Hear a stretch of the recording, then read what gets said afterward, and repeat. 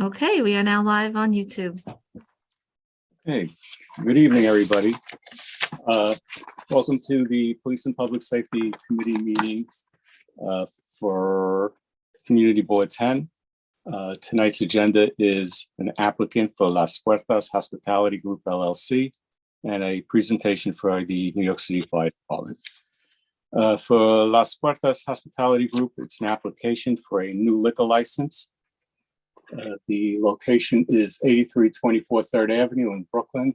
It's the corner of, I believe, 84th Street and 3rd Avenue. This is for an on-premise license for a restaurant. The owner is Mr. George Ortiz.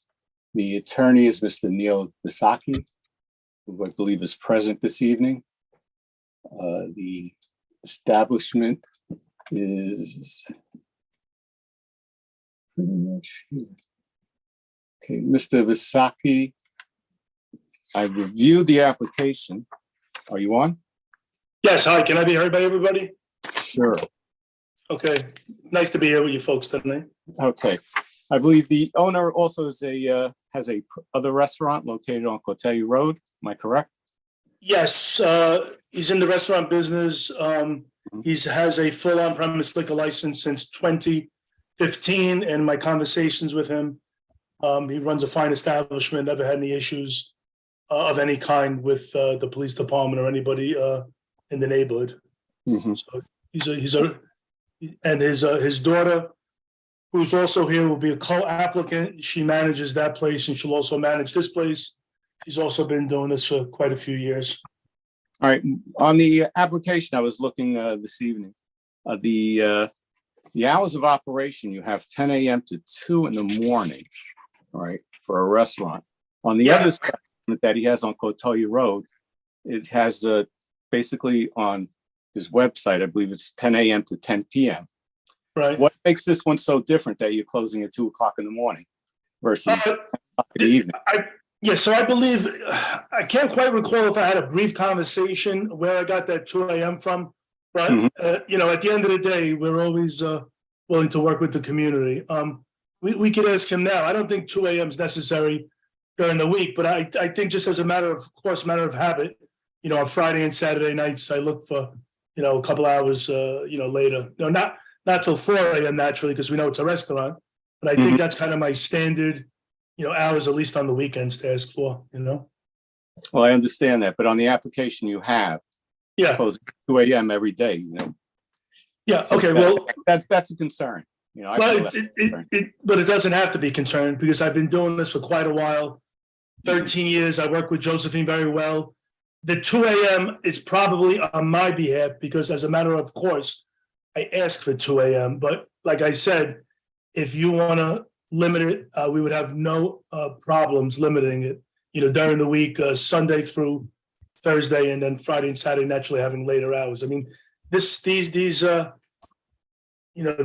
questionnaires, the way I look at them, I fill them out to the best of my ability on the information that I have. We go to the community boards and then we discuss and hash out. Right. And so we can, we'll modify those hours. It's not a problem at all. So what do you think is an amicable hour, to modify that? Okay, so my clients can certainly speak on their behalf. I would say maybe 11 or 12 o'clock. So Sunday through Thursday till about 11 o'clock, you feel? Well, if they agree with that, that's fine. Yeah. Fine with us. That's totally fine. 11, okay. Yeah, Sunday to Thursdays is definitely that's fine. Yeah. 11 p.m. Yeah. Yeah. What do you consider good on Friday and Saturday? Look, again, I would only say 2 on behalf of my clients. If you never know, but I don't know what's on the 3rd Avenue. I'm not really in tune necessarily. I know a lot of those places have until 2 or 4 a.m. So Mr. Ortiz, what is a comfortable hour where you think the whole place could be vacated by on Friday and Saturday night? I would like 1 a.m., but if that's a little late, I mean, we'd settle for 12:30. 12:30, I think would be. Well, yeah, I don't think 1 a.m. is asking for too much. Okay. How does And 1 a.m. whether- sound?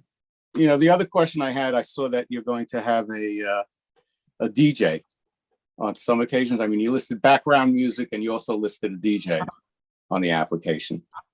So, So, okay, so again, when I, of course, my concern was, are you operating a restaurant or are you operating a nightclub? no, it's certainly a restaurant, if you saw Yeah. the extensive menu. However, you know, I'm smart enough to know that basically when, if you don't put it on the community board letter, and it's not a matter of record, then at some point in the future, unless you ask for it and you don't have it, the liquor authority could write you up for violations of the stipulations, et cetera, et cetera. So knowing that he'd want to have occasional birthday parties or again, occasional parties when some clients or customers request it, we all know that on Saturday, Sunday afternoons or whatever, people come in to have a birthday party and they bring a little DJ. So, you know, I don't want to, it would not be doing my client any good if I limit his music, although we are stipulating that it's 100% a restaurant. But Correct. that does not mean that restaurants don't host parties, birthday parties, and a whole host of other parties. Understood. No, I just wanted to clear the air. That's all. Oh, absolutely. The menu looks awesome. It's within No, that it 500 does. It looks feet. very good. I Yeah, overlooked. there's a bunch of places, and I think I did some pretty recently over there. They're bar taverns, I think Italian food restaurants. This menu is awesome. It's gonna be real nice over there. So also on the outdoor use, you're just going to be using it as per COVID regulations right now, as you know, because I see you listed a sidewalk cafe also, or a sidewalk, if I'm not mistaken. All right. Well, Outdoor space till COVID guidelines. You know, I'm looking at the application on my computer here. I'm sorry. yes. Okay. If they're open, naturally it would be on the COVID guidelines. If not, I think the DOT are now taking applications. It would be like a sidewalk permit, whatever the lawful hours are and whatever lawfully, he could be out there. Okay. So, does anybody have any questions? Any other board members? Barbara? Barbara? Yeah, so I think that the word occasional DJ should be written in there. Mhm. So that we don't, have, something going on every Friday and Saturday. And also, what was there before? What is the soundproofing about? Do we have that there? You- That was my client. I'm not sure, I don't recall if it was soundproofing or not, but that was my prior client. What I was? could- what So restaurant it was Zinn. Zinn was there before. Yes. And within within a 2-year time period, there were noise complaints at this location, 12. 9 of which were for loud music and 3 were for loud banging over a 2-year time period. I mean, it's a different owner, but we did send public notice. I just want to share with the committee. We did receive a number of concerns specifically about music. There are a number of residents who were on the meeting call today. Some have their hands raised, some ask questions in the meeting chat, so in the Q&A. So after committee questions, if Chris, if we'll go to some public questions. Oh, so I just want to, talk about the soundproofing, talk about there's no music on the outside of that establishment. And Right. also the idea of the sidewalk cafe. And when we talk about the COVID regulation, that's usually with the shedding, correct? Are you going to have a sidewalk cafe that's going to be there, where you have tables and chairs, and how many will they be? On the diagram, we had 7 tables, 4 chairs per table. I think it's listed on the diagram from land assignment prepared for us. Let's see. It's on the first floor, right after the menu. All right, If after you the go- menu. If you go back a little, keep going back. Another 2 pages, maybe. One more page. Yes, right there. So you'll see 2 on 3rd Avenue and 4, 5 across the 84th Street. Now, is that really have to do with COVID, or it's just that those are the tables you're going to have out there? Well, that's proposed under the rules that are allowable, whether it's under COVID or under, again, the new, I think the DOT is accepted. He would know, my client would know more. I think he called up to see who's accepting applications now at this point.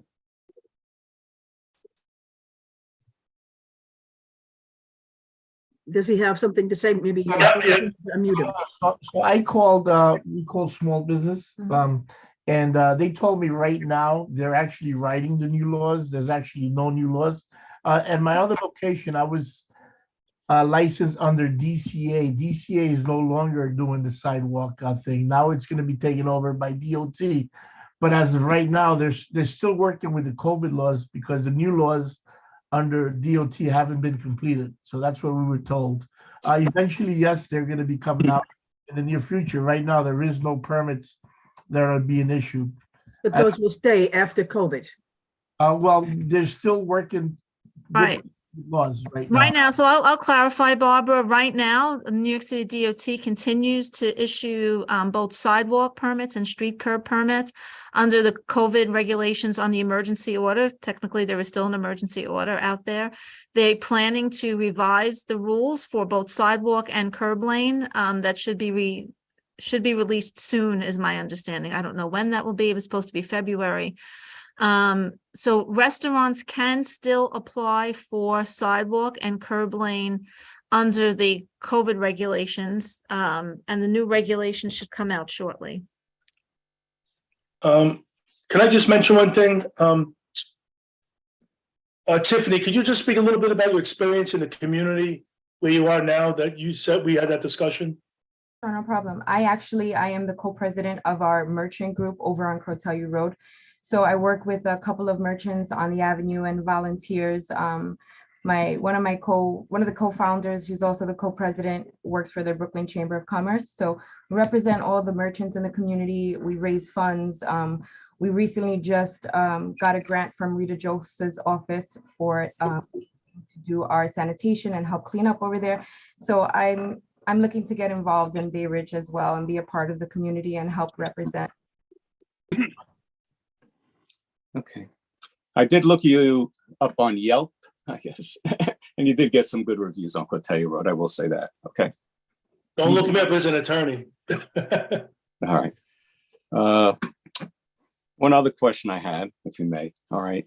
On the outdoor, are you going to have any recorded music outdoors?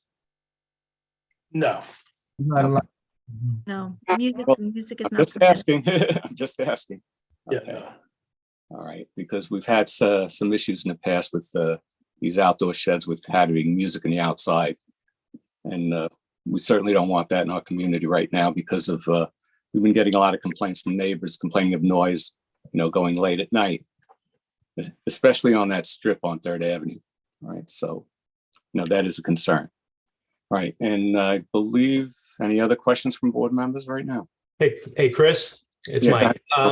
Just going back to the DJ part of this, can we in the stipulation beef it up a little and say something like DJs are permitted only for occasional parties and events? Yeah, and what not I during just- dining hours. Yeah, I just wrote down like the applicant will host parties such as birthdays, anniversaries, and may use a DJ. Okay, That's something I just wrote That's up fair. quickly in my mind. great. All right. Any other questions from board members? Okay. Chris, Yes, Yes, Judith. yes. I was going to say that in the past, when the places that at that location, when the hour, when they completed their, time or hours, it's the problem when the people that are leaving disperse and, they're, loitering and, becoming a problematic to the neighbors. And it's really, we hear it we hear it quite frequently. And I mean, it hasn't, except for what was mentioned before, but in the past, when they had serious problems, I mean, I know that, you know, if you close, you know, you mentioned 12:30, but then, you know, that all the people that are exiting, you know, come and hang out on someone's stoop. So Yeah, I understand that, but that is hard to control for an owner. right, I realize that, So yes. this is, some of his patrons may be leaving, you know, their establishment, and they don't leave right away. I understand that, and that is something that's hard to control. But as a business owner, he really cannot enforce that, you know, because they're No. out on the streets at that point and not on his premise. But And my- that's a police department issue. My clients will naturally, you know, you have their cell phones. There'll always be a manager, either one of them will always be there, and they'll be, Mhm. you know, very receptive to anything. I mean, I'm sure with that. No, I know, Neil. All right, any other questions from board members? I believe you said you had people from the public that want to Yes, speak. so I have an attendee who has her hand raised, Helen Chi. Helen, you should be able to unmute yourself now. Oh, sorry, I didn't actually mean to raise my hands. Oh, you had your hand raised on my screen. Did You you know want what? to comment Well- or ask a question? I just had a quick comment, and I actually had put it into the chat. Just, you know, quite simply that, you know, Third Avenue already has so many, you know, these outdoor sheds. They have, you know, it's become a very, very noisy strip. And really the strip between 84th and like 78th is the only quiet strip there is now on Third Avenue. That's not completely like, you know, just very noisy into the wee hours of the night. Would love to keep it that way. You know, I'm glad to hear that this is just going to be a restaurant. I was afraid it was going to be like a bar or something like that. But maybe maybe earlier closing hours will help. To your point before, saying you cannot have control over the, you know, your clients. I mean, you know, just generally being on the block, and I'm actually new to the block. I used to live closer to Shore Road. I made the move to being closer to Third Fort to be a little bit more convenient, closer to the trains and so forth. What I didn't anticipate is that, you know, just a few doors down, we could potentially have this kind of, you know, the potential for noise. It is actually quite noisy already. The noise does travel down the block towards the ridge, and I'm sure towards Fourth as well, especially on, you know, during summer stroll. But that's of course controlled, and it's also, you know, infrequent. So that's my only comment. You know, this is going to be on a corner. Zinn was actually pretty quiet during my time here. I've only been here for like a year. It was, you know, fairly quiet. If, you know, so I guess if it doesn't get much louder than that, then it should be okay. That's, I guess, pretty much all I have to say. Thank you, Helen. Thank you. Thank you so much. Next, we have Evelyn Kapisakis. I'm sorry if, Evelyn, you should be able to unmute. Yes, hi. Thank you for giving me the opportunity to speak. In contrast to Helen, I am the longest standing resident on this block. My husband and I, we've been here since 1979, and we've seen a lot of stuff, obviously. Shin, which was there before, had outdoor speakers. So if the new restaurant says they're not having outdoor speakers, I really, you know, appreciate if you stick to that, because Shin had those outdoor speakers and they went up, you know, they played even when the place was closed. Now, I didn't mind their music. I sang along with it, but where Helen is, closer to the corner, I imagine it's somewhat more annoying. But I can envision that getting louder. At one point, there was a place called Muses on the corner that purported to be a restaurant, but was really a club. Now, I've seen your extensive menu. I looked up where your other establishment is on Cortelyou Road, and it sounds like you do indeed plan to have an actual restaurant. But as someone mentioned earlier, our concern is the later you close, the later you let people out, the later they're whooping, you know, down the block. That is an issue when you're trying to sleep, or when they're knocking over your garbage cans, or when they're sitting on your stoop. So I beg, don't let people leave with plastic cups with alcohol because they will leave them on our stoops. That's what they do. And then they also, as I said, you know, in my comments, I hate to say this, there's a lot of public urination. And it was horrible when Muses was at the corner. It's horrible when there's any kind of disco party bar at the corner. It's been quiet for such a long time with the restaurants that, you know, I'm very grateful.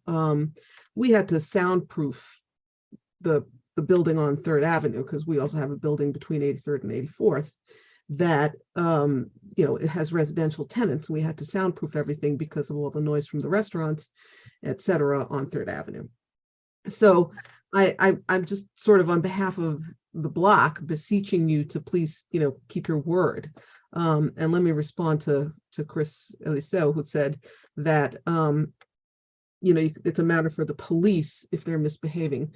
But, you know, Chris, have you ever tried actually calling and getting some kind of response from the police? It doesn't I really understand, work. especially, you know, late at night at that time. Yeah. You know, Call they're- 311. By the time someone comes, checks up on this, everybody's gone. I mean, it really isn't an effective mechanism. I've called 311 to complain about consistent noise. There are some restaurants on 3rd Avenue, you know, closer to 86 and 87, where the noise is constant and it's very loud and it's a party atmosphere. And honestly, we really don't want that on our corner, you know, again, because we all have, you know, homes. I mean, these are mostly single or 2-family homes on this block between 3rd and Ridge. And, you know, so we're asking if you're going to have a restaurant establishment, you know, the sooner you can close up, you know, and kick people out, the better, because they do linger, whether you like it or not, especially in the warm weather. Thank you. Thank you, That's my Evelyn. comments. Sorry to belabor it, but yeah. All right, No, it's thank- understood. Chris, Lori Willis has her hand raised. Hi, Lori, how are you? Hi, no, that was an accident. Hi, Oh, okay. sorry about that. So you're only waving hello. Okay, thank I'm you. just saying hi. Yeah, I apologize. No problem. Okay. And I just looked at the Q&A, so both Evelyn and Helen, I think, covered everything. So it's going to go back to you, Chris. Okay, so I'd like to make a motion that we, and as you know, Neil, we always seek to deny the application unless you agree to the following stipulation. So I'd like to make a motion that we deny the applicant unless the applicant agrees to the following stipulations. The premise will operate as a restaurant.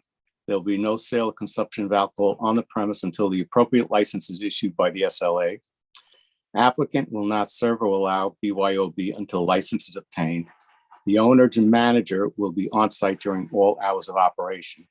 The hours of operation will be Sunday through Thursday, 10 a.m. to 11 p.m.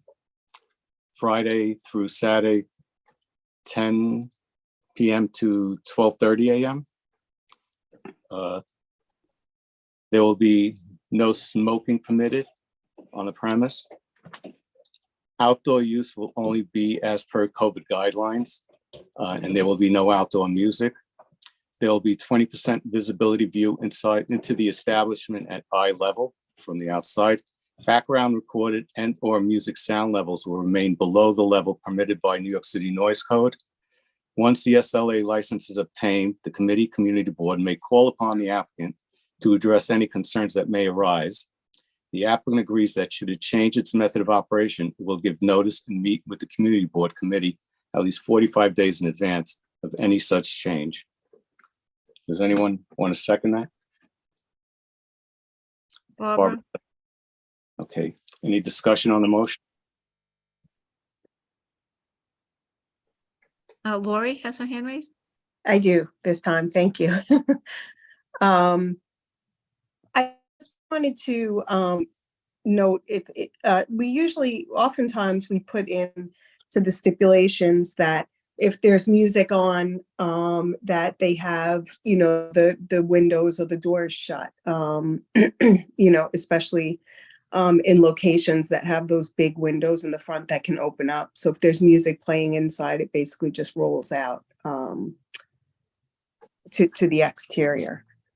So how about when music is being played inside the establishment, all windows and doors should be closed? Yes, that would be great. Okay, I'll add that in.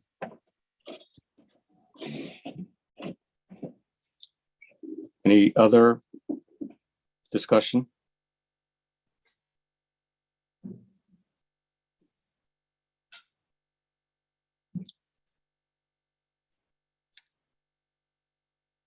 Nope, I don't see any. One quick question on the hours of operation. I'm not sure if I heard you correctly. Uh, Friday and Saturday's hours? Right, Sunday through Thursday, put 10 to 11 p.m., Friday through Saturday, 10 a.m. to 12:30 p.m.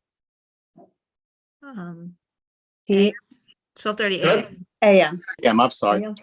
Okay. Thank you. Am I gonna have a moment to speak with my clients regarding this now? Yes, Okay, so, everything sounds, typical, which is not the issue. I just wanna, Mr. Ortiz, I just wanna make sure that, those hours are sufficient for you, 11 PM, Sunday through Thursday, and 12:30 Friday, Saturday.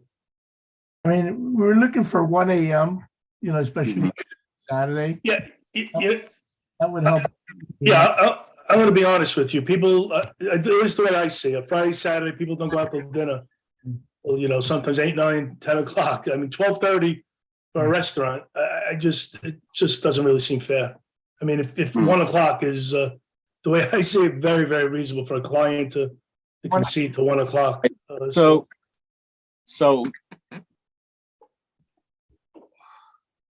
if we go to 1 a.m., will all music stop by 11 p.m., 10 p.m. inside the establishment? And I don't know. I don't know if there's any other discussion from the board itself. Now the music, so because of a half hour more, the music has to stop. I'm just 2 saying, hours earlier.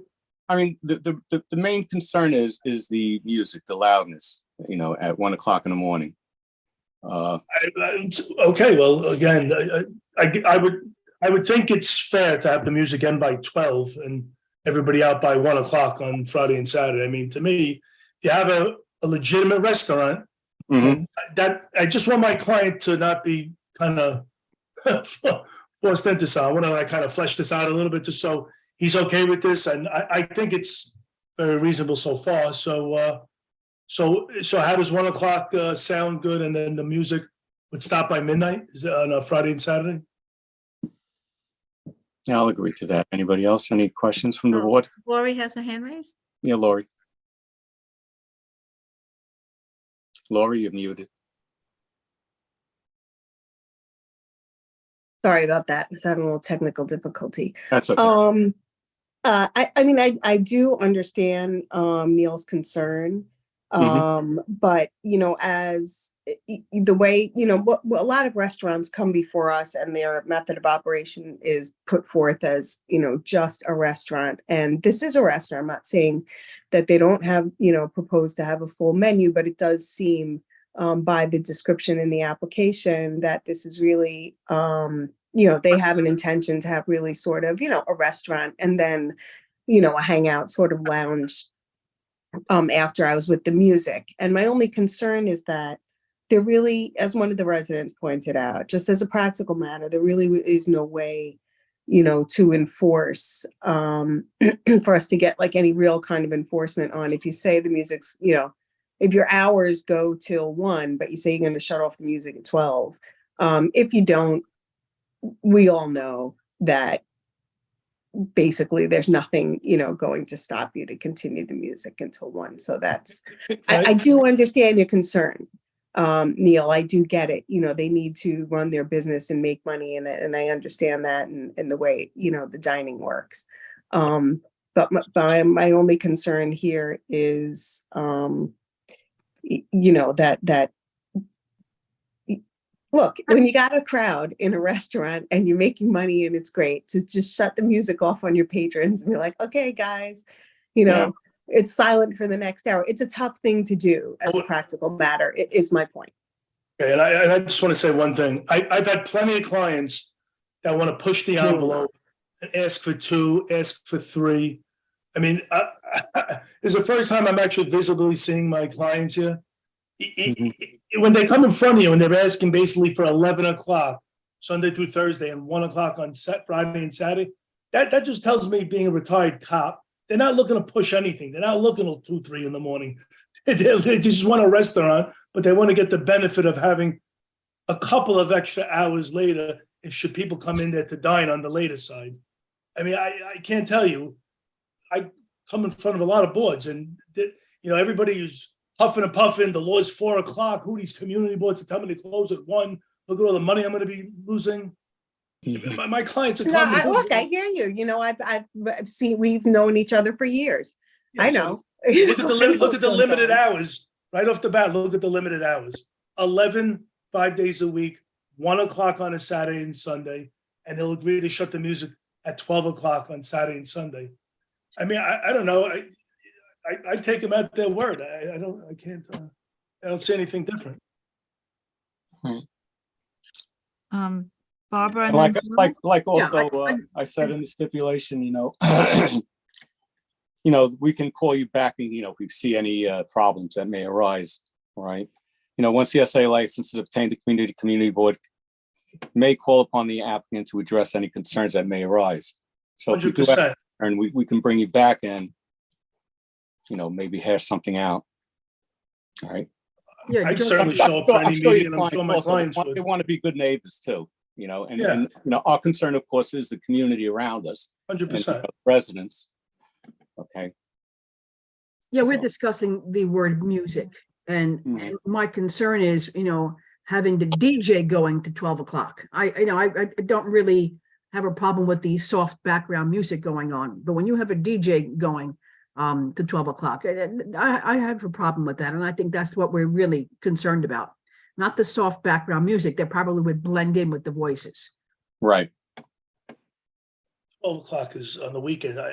I don't know, just the way I see it. 12 Oh, but that's o'clock going is, to be only occasionally. yeah, The DJ is going to only be occasionally. yeah, they're going to step to occasional, of course. Okay. Jill? So part of the Yeah. part of this, the applicant will host Can you hear me? sorry. Can you hear me?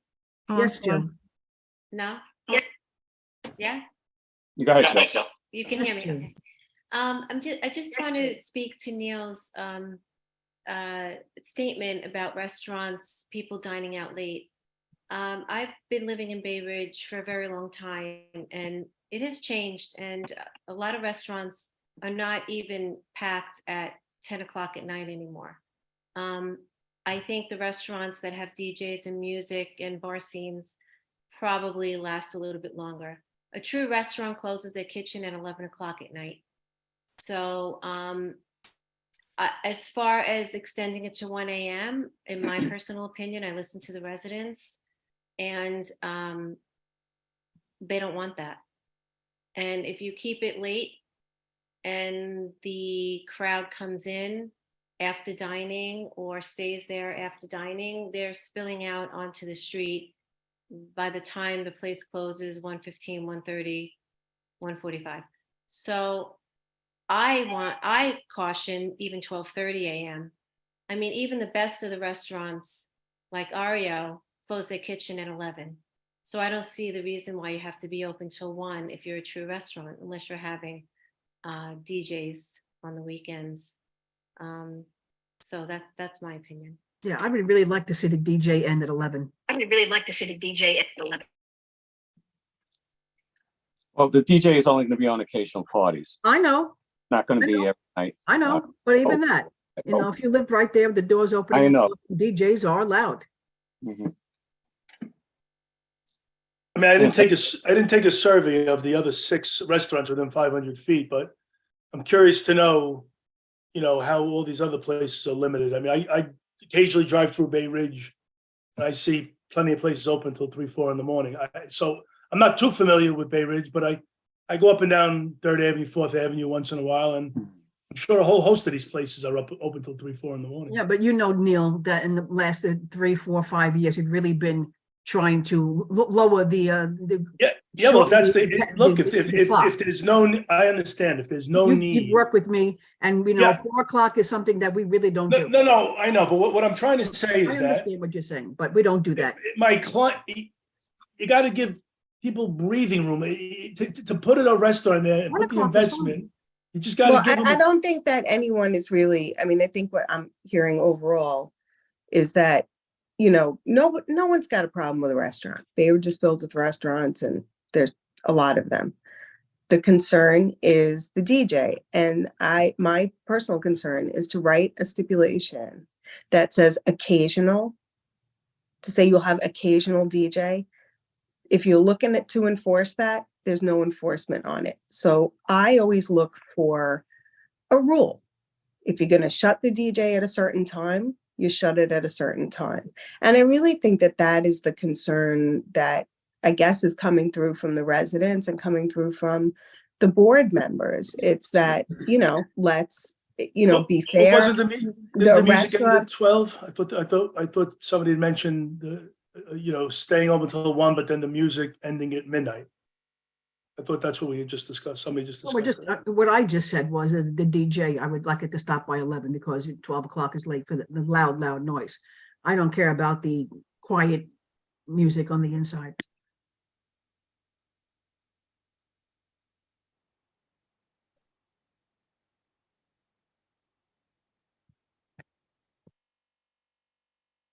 Again, you know, it's whatever my client's comfortable with. I mean, I can only fight so much, and if Yeah, not Neil, fight, but what is your client comfortable? 11, 12? I mean, what do they feel? I mean, okay, so on Mr. Ortiz, on the weekends, if on Friday and Saturday you have to be closed, everybody out by 1 a.m. Would you stop any and all music by midnight? That's not a problem. Now, we're talking about the DJ music. Yeah, not the background music inside. The DJ music. So, It's very low music, like somebody mentioned before, it blends in with the people talking. Like we never play loud music. It's not that type of place, you know what I mean? no, we're talking about using a disc jockey Yeah. So, inside. but this jockey, I'm totally fine with cutting. We have never gone past 11 o'clock with any type of whether it's live music or DJ in the past. You know what I mean? So it's, I mean, honestly, so I'm good So with it. let's say you have a party going on inside. Yeah. Right, and the party goes to midnight. Would the party be amicable to shutting the DJ down at 11? Well, it's not the party. It's the restaurant has to say that the DJ stops at I know 11. that's what I'm saying, but he has to deal with his clients, is what I'm talking about. Yeah, we never have a DJ past 11, and we totally. Okay. That's good. So could you write that in there, Chris, please? We can. So yeah, I'm going to put when the applicant utilizes a DJ, the DJ must stop at 11 p.m. And, but I would like to keep my background music. till we close. Yeah. Oh yes. Okay. Yeah. Yes. Our concern is the disc jockey. Okay. 100%. Yes. Yeah. Totally. Thank you. Okay. So, any more discussion on the motion that I made with the stipulations and the amendments that I had added? I just want to say thank you to the applicant for working with us. I appreciate that a lot. I mean, Community, I'm sure you're going to do great, you know, and our concern, of course, is the neighborhood and, you know, the residents that live above and on the blocks, you know, surrounding there. So don't think we're hard on you. I'm sorry. Point out, we own the restaurant on Cortelli Road for 8 years. We never had one complaint from one resident, or we never encountered with the police. Just, you know. Yeah, I looked that up too. I saw some noise complaints in the area, but none where you are. All right. And I think having Tiffany there is a tremendous asset. Yeah. Very, very entrenched into the community over there. Yes, she is. Okay, so the vote is up.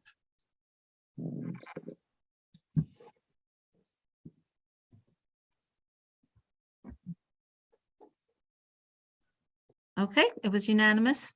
Yeah, Neil, thank you very much. Thank you Okay, all. thank you, everybody. Have a nice night. Also, the meeting, our next meeting of the community board is on, what's the date again? March, It's Monday, March 20th, 7 Yeah. PM. And And you're invited to come, yes. And some of the board members may have questions, so, I suggest somebody be a representative and show up. Okay, Great night, everybody. Thank Good thank you night. very much. Good luck. okay. Get better at this. Chris, we are moving on We to our have- second agenda. The fire department's been very patient. We have the FDNY captain here.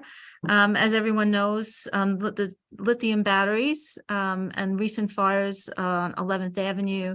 Many questions from neighbors about lithium batteries, so we're happy to have the fire department. Hey, thank you for having me. And thank you, Dorothy, for the invite. Thank you all for being here. I'm Captain Jerry Rocco with the FDNY Fire Safety Education Unit. It's a unit based out of Fort Taunton, Queens. We are manned with firefighters from throughout the city.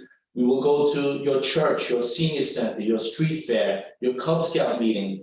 Anywhere there is a group of people who want to go and educate them, teach them the do's and the don'ts. People still have a lot to learn. Many people have their smoke alarms. Many people don't know what to do when this thing sounds. The hot topic, no pun intended, lithium batteries. I hear you guys had a fire, I guess it's last month, in an e-scooter repair shop. We Yes. had one today, Jamaica Avenue. Jamaica Avenue, I believe Richmond Hill, we had an e-bike repair shop go on fire, okay? That is, as far as I know, 34 fires attributed to e-bikes. We've had 2 fatalities, okay? It's not a good thing. Lithium batteries, we'll find them as cell phones. We'll find them in our laptop computers, power tools. But the big thing is the e-bikes. They're bigger batteries, they store more energy. That's what we're having problems with. Why is it such a big problem now? Because they're more popular. Previously, an e-bike, maybe a kid had one, somebody with a little money, the father bought an e-bike. Prices came down, more kids have them.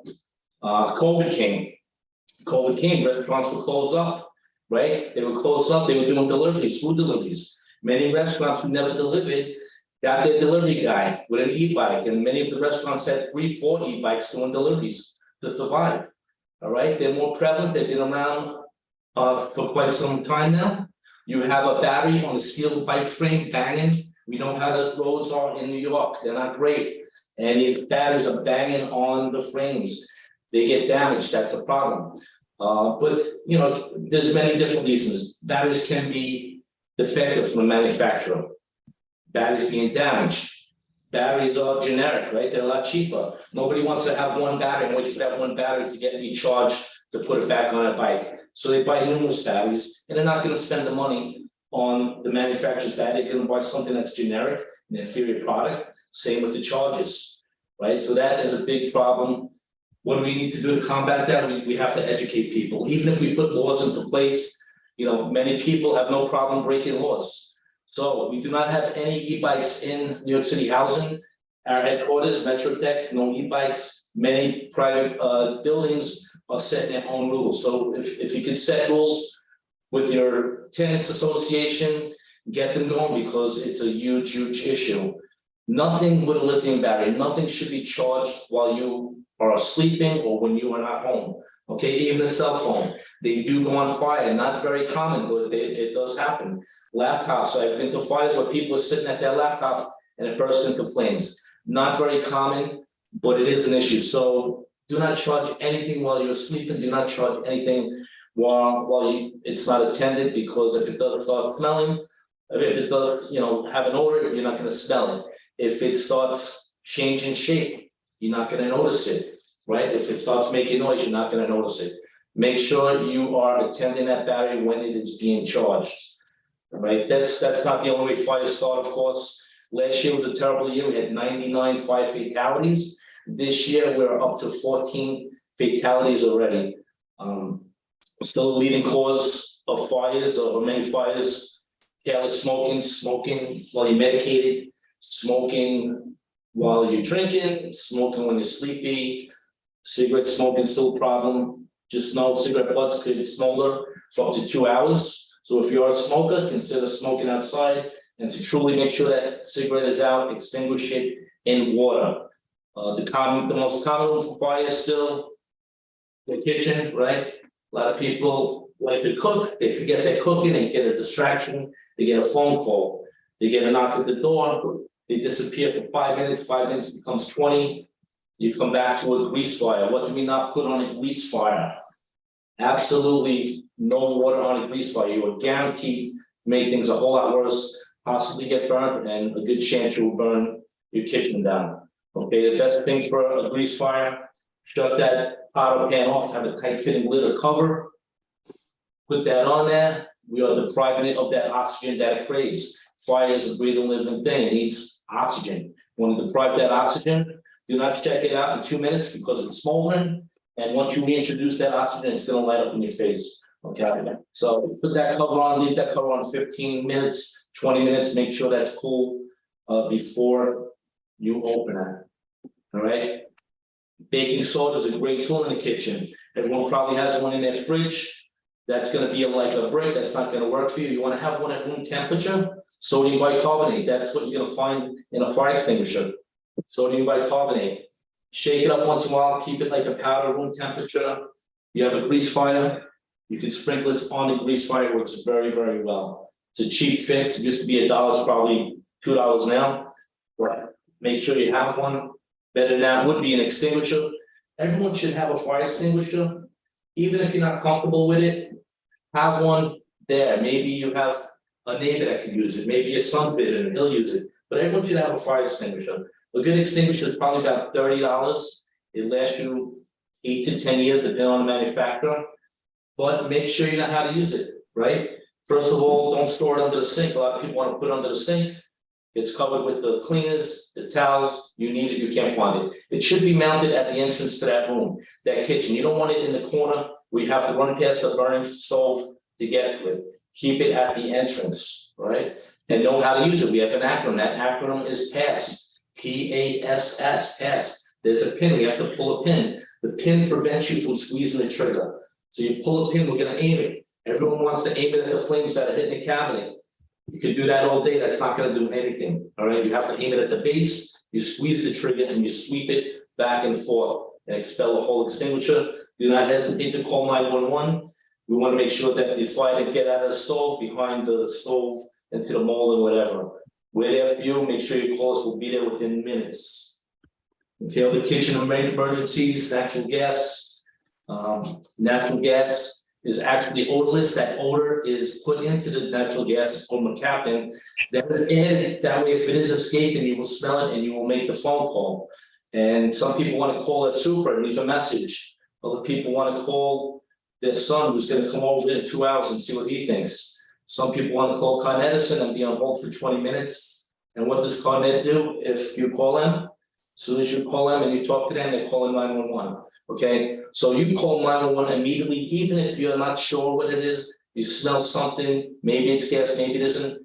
Don't hesitate. You may be on a 4th floor, but the gas isn't coming from your apartment or the apartment next door. It could be coming from 2, 3 floors below you, right? And the gas is escaping big time on, say, the 1st floor, 2nd floor. It is traveling up and it is dissipating as it reaches your apartment. So downstairs, it's getting ready to blow. And upstairs, you don't think it's a big deal because it's only a slight odor. Do not hesitate. Make that call. Call 911 immediately. Okay.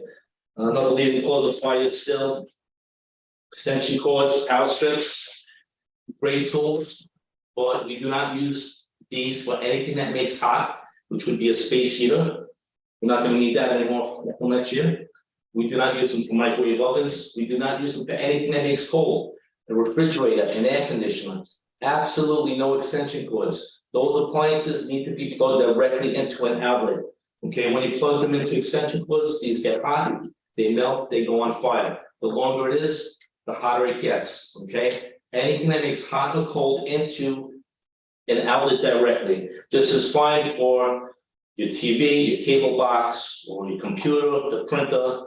That's not a problem, but always visibly inspect it, make sure it's not damaged, make sure the cat wasn't chewing on it, make sure the dog wasn't chewing on it. And we don't do this. You see this a lot of time, people with a power strip, And then if an extension cord into that, we pull that piggyback in. Big no-no, okay? I know it's hard for some people because they don't have enough outlets, but do your best. You have to do your best to not abuse these do go on fire, all right? This is an electrical fire that you could prevent. What about the wires in the wall? What's behind the walls? We don't know, right? Maybe you think you have a new apartment, the kitchen was done, the bathroom was done, the walls look perfect, but did the landlord spend the extra money to replace the wiring inside the wall? Maybe he did, maybe he didn't. Or maybe he did spend the money, but he used an unlicensed contractor and the work is inferior. Okay, so my advice would be if you smell something, smells like it's burning, do not hesitate, call 911.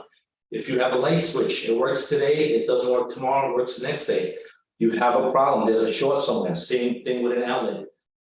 Do not use it, get a professional there to fix it. If a light switch or an outlet is actively sparking, call 911 immediately, we gotta see what's going on. We gotta see if there's any fire in the walls. Okay. Smoke alarms. People say, how many should we have? Okay. And my answer is, if your apartment is as big as an elevator, why not have two? What if that one failed, right? They're cheap enough. Smoke alarms, you can get one for about $40.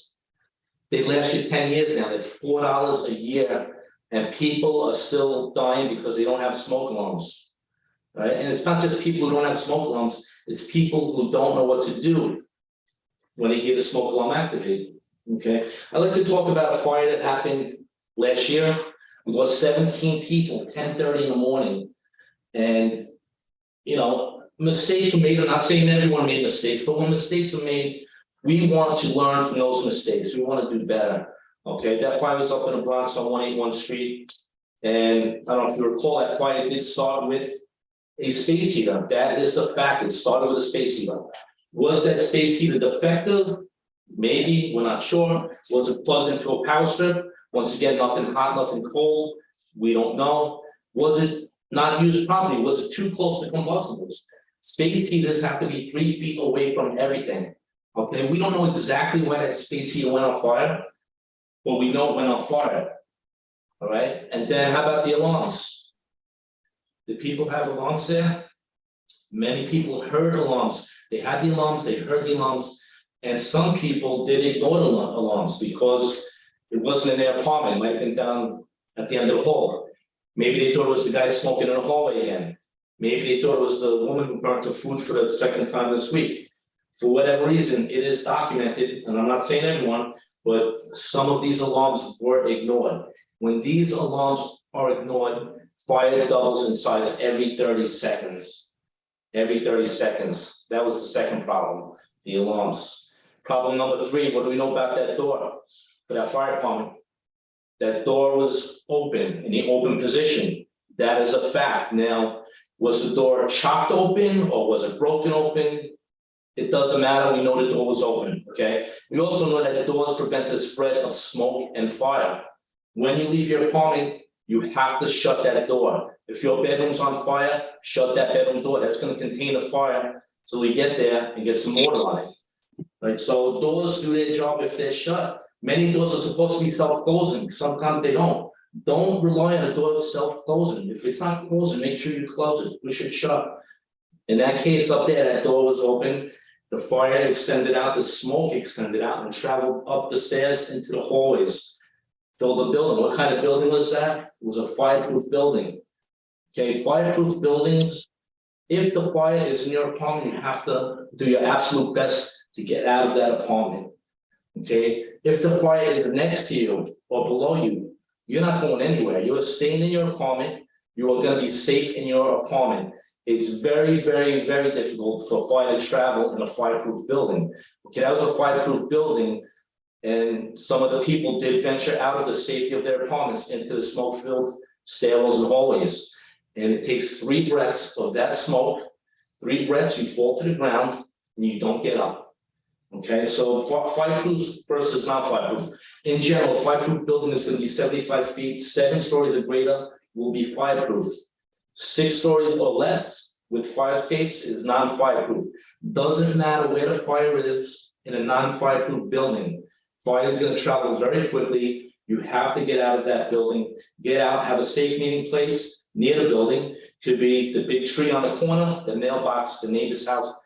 You have to have a meeting place where you will see your loved ones, especially if you have kids, right? Because if the kids go out and they don't see you, you got out a back window, they got out the side window. If they don't see you, they're going back in looking for you, and that's exactly what we don't want. That's our job. You have to go to your meeting place. If you don't see your loved ones, you let the fire department know. We're gonna go in there and do what we have to get them out of there. Okay, so make sure you have these smoke alarms. Make sure you have enough of them. If you have a house, you should have a combination alarm. This is a combination alarm, smoke and carbon monoxide. We test it once a month. And this is what it sounds like. It's gonna beep 3 times. Twice. That's the smoke. And then 4 quick ones for carbon monoxide. It does that twice. Okay, you know our alarm's good. We test it once a month. This has a 10-year battery in this alarm. The battery is sealed in it. You cannot pull a battery out. Okay, because what were people doing? They'd have their alarm, they'd accidentally burn their food. Some people may have had the alarm in the wrong position, too close to the kitchen, becomes a nuisance. We had a woman in Harlem 6 years ago. That was the issue. She pulled the battery out, the battery never went back in, and she lost 5 children in that fire. Okay, so for that reason, we do not change the batteries. The battery's good for 10 years, the alarm's good for 10 years. After 10 years, the alarm gets thrown in the garbage, you get a new one. All right, carbon monoxide, we call it the silent killer. I have a friend who had an incident or an emergency, CO emergency, a few months back. She had 2 alarms independent of each other, right? They're not wired together, 2 independent alarms. They did their job. Why do we have these alarms? We have these alarms because when we go to sleep, our nose goes to sleep. We do not smell smoke. But of course, our ears don't go to sleep. We'll hear the neighbors fighting, we'll hear the garbage truck, we'll hear the sirens, right? Our ears do not go to sleep. So these alarms, 2 of them independent, do their job. They wake her up 1:30 in the morning. And my friend sees this. She sees nothing, she smells nothing, she tastes nothing. And what does my friend do? She puts one in the freezer and she threw the other one outside. And thank God she did wake up, but she woke up with carbon monoxide poisoning. Okay, she had CO in her apartment coming from the neighbor's apartment. So it's not enough to just have these alarms. You have to know what to do. Okay, and another CO incident, Woodside Queen some years back, we get a call for a ringing carbon monoxide alarm. I go to the house, they're having a little party, maybe 6, 7 people at the house, 10:30 at night. They do have carbon monoxide in their house. Every fire company has a meter to test the air. So I detect carbon monoxide in that house. So now my job is to determine where is it coming from and mitigate the situation. Is it coming from the stove? Is it coming from the burner? Is there a car in the garage that's running? Is there a car in the driveway where the exhaust is blown in the house? Where is that carbon monoxide coming from? Look up and down in his house, could not determine where the CO was coming from in that house. Okay, go next door, knock on the door, wake everyone up. The owner is less than happy with us. He says, there's nothing going on here. You woke up my children, you woke up my tenant, and I said, your kids are not sleeping, your kids are dying. The carbon monoxide levels in his house went through the roof from his defective burner. $1 million home with a nice car in the driveway, not one alarm, not one smoke alarm, not one carbon monoxide alarm. Thank God his neighbor's house was attached. Thank God his neighbor had the CO alarms, because they would have been front page news, they would have been all deceased in the morning, right? So we have to have these alarms, we have to know what to do. The best thing about having these alarms, we get them for free through the Red Cross. It's a great program. All right, we've been all throughout the Bay Ridge area installing these. The Red Cross, call the Red Cross, 877 Red Cross, 877-733-2767. They will come to your house, see what you need, and install what you need absolutely free. Okay, you should have a combination alarm on each level of that house, one in the basement, one on the first floor, one on the second floor, outside the bedrooms, and then a smoke alarm inside each bedroom. You have to have these alarms absolutely free through the Red Cross. Once again, 877 Red Cross. For those who do not hear so well, deaf or hearing impaired, we have this machine, it's called a life cone machine. This machine works in conjunction with these alarms. You still have the traditional alarms. When this alarm activates, because a deaf person cannot hear it, the machine hears the alarm for that person. The machine will pick up the alarm going off. It sends a signal to this, we call a bed shaker, which goes underneath your mattress, and this vibrates violently to wake up the sleeping occupant. Great machine, also available free through the Red Cross. If you need one, give them a call. Maybe your mom, your dad, the old elderly are the most recipients of these. Let's keep them safe. Okay. Big thing, have a plan, practice that plan, especially with the kids. The kids do drills in school, they don't do drills at home, right? Prevention is everything.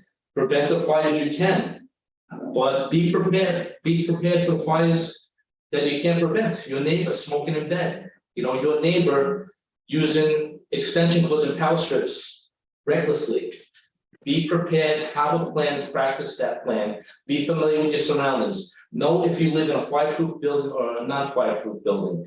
Know if you are visiting, maybe go stay with your mom on the weekends. You may live in a fireproof building, but she lives in a non-fireproof building. If you go on vacation, are you in a fireproof hotel or are you in a non-fireproof motel?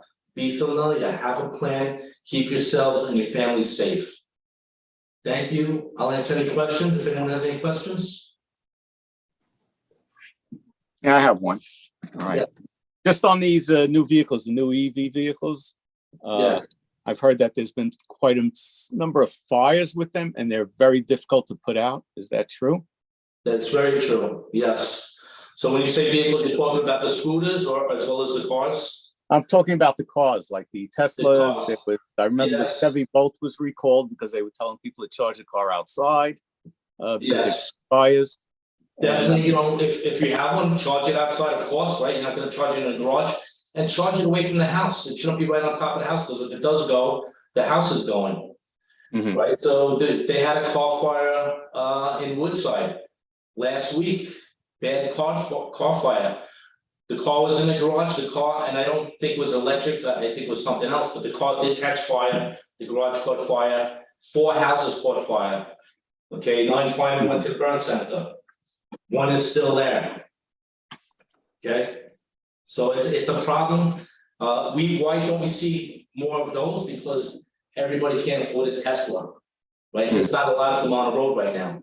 But of course, as they go on the road and as they get older, the batteries get damaged too, just like the bike. You're gonna see more and more car fires. It's definitely gonna be an issue. But the big thing is it could happen with anything, something as simple as a cell phone. This could burn down a block. And I think with the On a mattress, it's hot, and that's a fire waiting to happen. But as more and more cars, electric cars come into play, of course, it's gonna be an issue. Yeah. And also I heard with the e-bikes, the batteries, that they wanted the batteries to be UL listed. And that some of the manufacturers that are selling these secondhand batteries for these e-bikes, that those are the ones that are basically catching fires. Those are probably the majority of fires. Like I said, we had 34 fires attributed to batteries. I would say the big problem, probably a lot of generic batteries would be behind that. I don't know what percentage, but it could happen with the best battery. The best manufacturers can mistakenly, have a defect. The best batteries get damaged, once again, pounded on these metal frames on the streets of New York. As they get older, the best battery, it could be an issue. So it's not just the generic. I would say more prevalent would be with the generic. That would be probably more often. I don't know for a fact, but that would be my guess. It could be any battery, and that's the concern. And that's why we do not want anything being charged while it's not attended to. And that includes cell phones, laptops, power tools, right? Once again, if it starts melting, you're not gonna smell it. If it starts smoking, you're not gonna see it. So do not charge anything unattended. Any other board members have any questions for Jerry? Jill has her hand raised. Hi, I'm sorry, my audio is really bad, so everything's very static, so I couldn't hear a lot. However, I did hear something about trying to charge your battery away from the house. But I'm not really sure. I'm saying, how of course- to Do that. Of course, I'm talking also about e-bikes, they should not be in the house whatsoever, electric scooters. But if you do have an electric car, don't put it right on top of the house and charge it. Have a charging station away from the house if possible. I know it's not easy with limited space, but if the car goes on fire, you don't want it next to your house, right? If it's a little distance away, it'll be less likely that your house catches fire. Same with anything. Same with the e-bikes.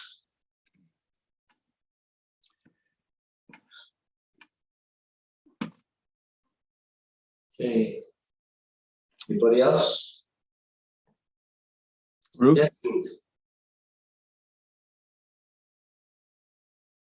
So I charge my cell phone every night Mhm. near my bed, Yeah, like most of us. like most of the world, I guess. Yes, So, are you saying that I should find an alternative? and like most of us, you'd probably use a generic charger. Because if you go get a cell phone, you get one charger, one's never enough, so. And you're not gonna spend $30 on a charger, so you go to the guy in the corner and get one for $5. We all do that. The big thing is do not charge it while you're sleeping. Absolutely, have your cell phone fully charged by your bedside. God forbid you have an emergency in your room, a fire, a medical episode. You have to have your phone fully charged before you go to bed. Have it on your nightstand, but do not charge it on your nightstand. Many people charging their phone as they're falling asleep. And now the phone is on the mattress, the phone gets hot and it could start a fire, right? So you have to have your phone charged, but you should have ample time, plan ahead, make sure your phone's charged before you close your eyes. Okay, thank you. You got it. And I have another question for you also pertaining to, is it okay to leave appliances plugged in all the time? Anything could happen, right? So you could have a cord that's been defective from the manufacturer that you didn't notice that was defective. You could have a cord that the cat's been chewing on, the dog's been chewing on. Some people unfortunately have rodents and they're chewing on these. And why do the animals chew on this? Because it's sweet, the wire is sweet, so they like to chew on this. So my advice is if something doesn't need to be plugged in constantly, don't have it plugged in. Of course, you're not gonna go around and unplug every TV, you're not gonna unplug every lamp. But like for me, my toaster oven, I use it once a month maybe, I don't have it plugged in. My paper shredder, I use that once every 2 months, I don't have it plugged in. If something doesn't need to be plugged in, if it's something that you don't use on a regular basis, you will be safer having it unplugged.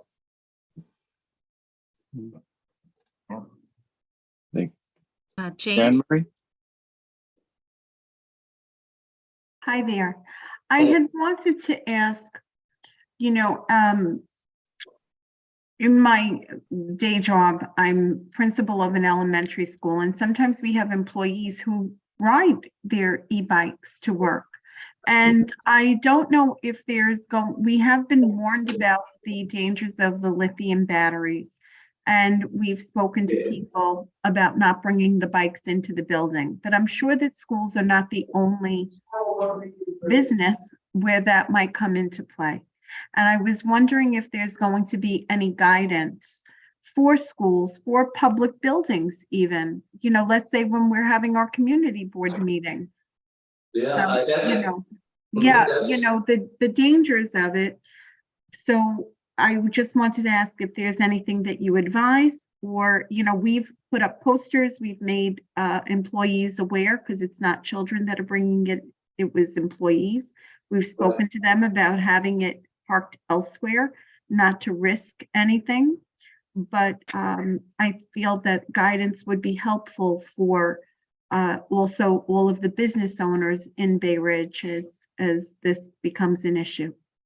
Right, once again, the e-bikes are no longer just for the kids, right? It used to be something for amusement, for the kids had it.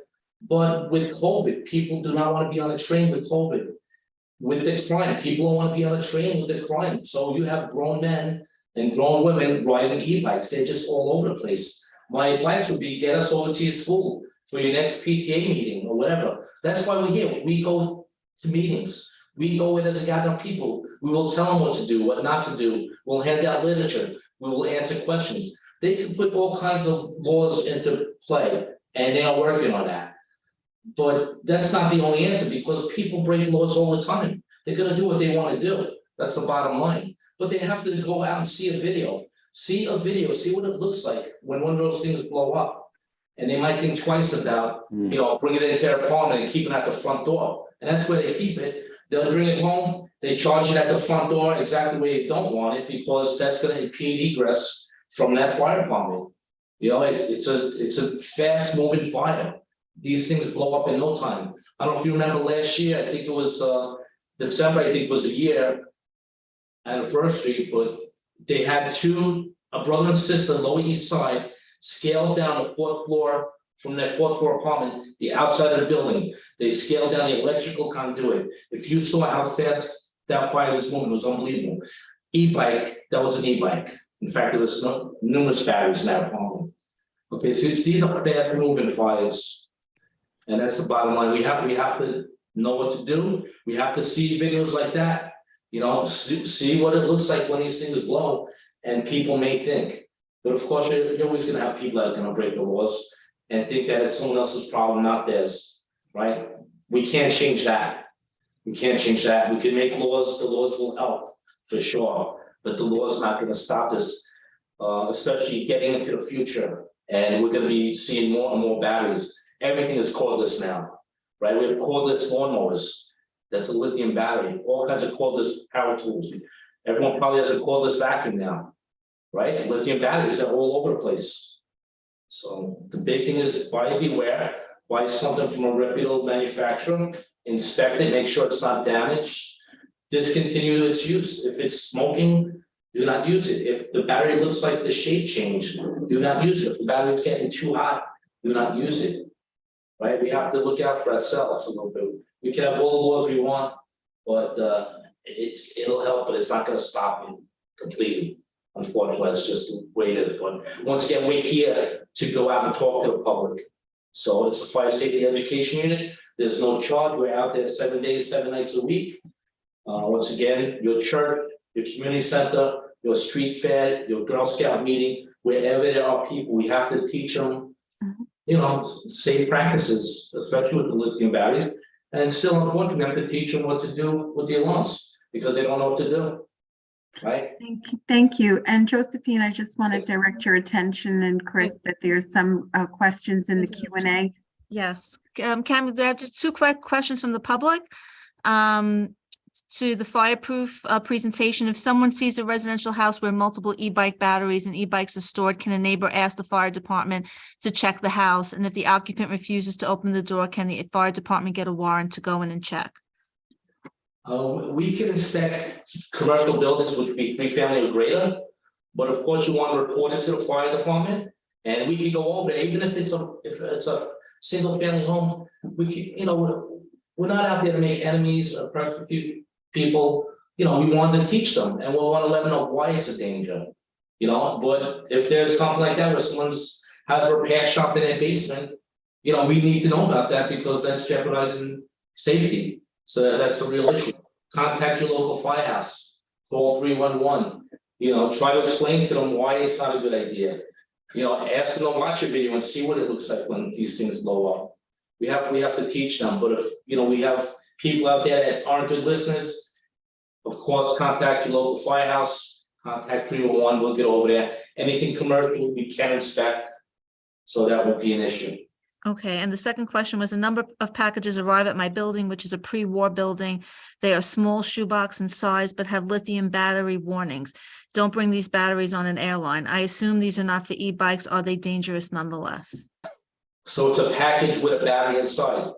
It could be an e-bike battery. I mean, you never know what it's for. I mean, it could be anything. But if it's a shoe size, box size, that's probably a battery for an e-bike.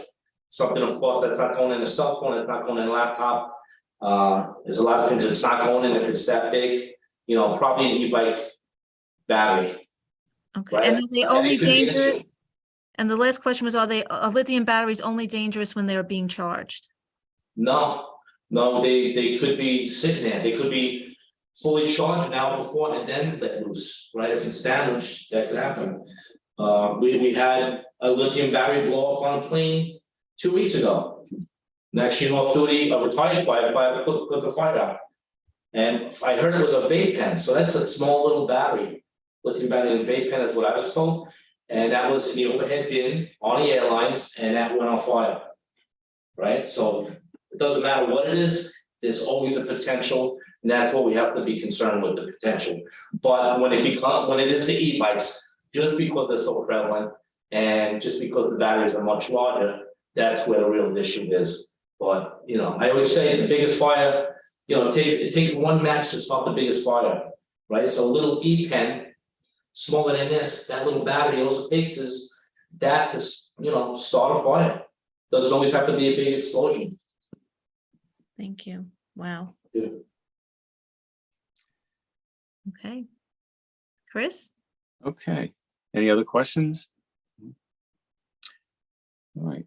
Jerry, thank you very much for your presentation. Guys, thank you for having me, thank you for listening, and once Thank again, you. Fire Safety Education Unit, give us a call, we're out there 7 days, 7 nights a week. We wanna educate people, we wanna keep the community safe, and thank you for all your hard work, keeping your community, How do we contact you if we want a community group that wants an educational? 718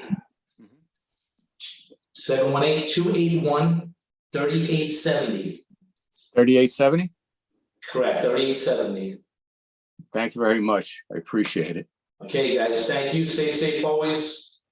Thank you. Thank Thank you. you. Have a good night. Okay. Any new business, any old business? Seeing none. I'm Motion, going to unplug everything in my house. I know. I'm like, oh my God. All those extension cords you have. Oh, my. Because we all live in old buildings and there's very limited outlets. I know that, and a lot of the old Bay Ridge apartments here. Okay, any motion to adjourn? Jill, Jonathan, Sandy, thank you. Okay, everybody.